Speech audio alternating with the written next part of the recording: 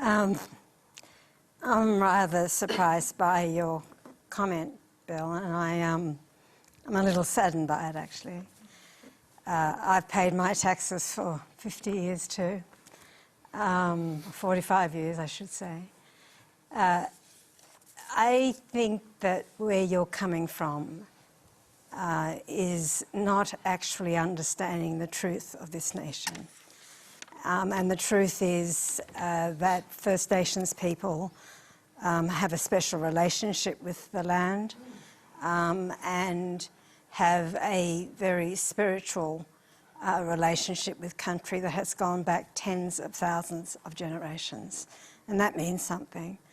The second point that I'd make is that if you think that bigotry and racism has not been part of the Australian story, as Sami has indicated, then you're wrong, because it has.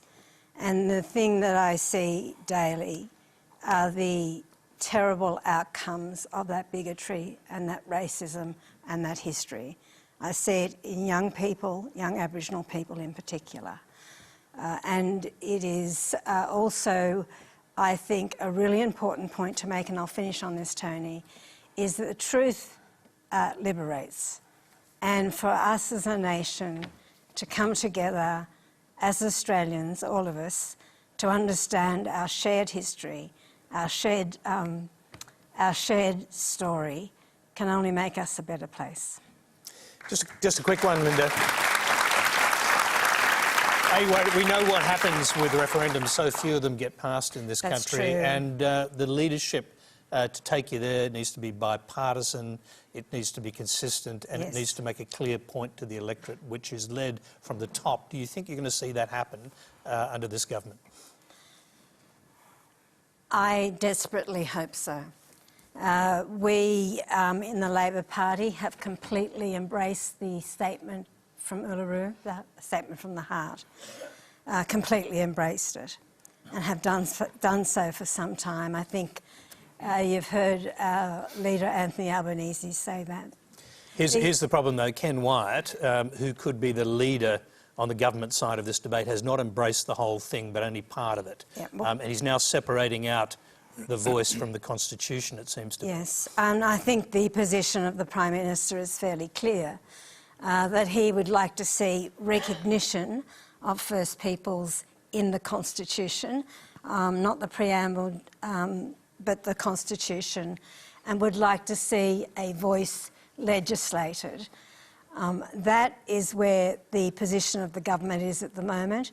The position of the Labor Party is a full embrace of Uluru. But we also are very understanding that for a successful referendum in Australia, it must be bipartisan, it must be across the parliament, I would say to Rebecca. Now, that is the situation there is. There is a long way to go with this discussion, and I'm not going to preempt anything at this stage, except to say this, that at the end of the day, there has to be a permanent voice to the Parliament that advises the Parliament on issues pertaining to First Nations people, be it legislation or policy. And that can only make the outcomes better. My wish is that it be enshrined within the Constitution. The government has a different position, and we will see where we get to. And I hope that Scott Morrison can come to this discussion with an open heart and an open mind. Okay.